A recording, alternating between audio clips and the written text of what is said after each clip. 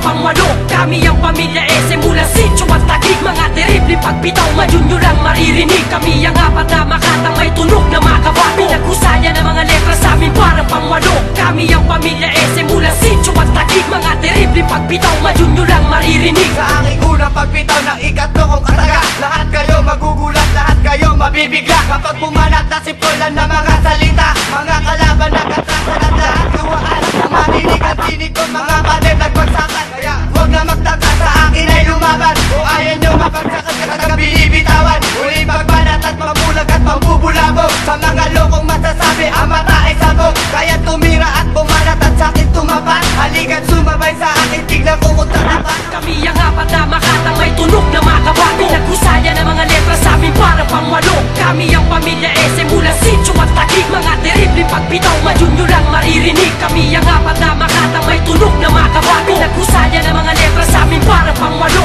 Kami ang pamilya SM mula Sitio at Taguig. Mga terrible pagbitaw, ngayon nyo lang maririnig.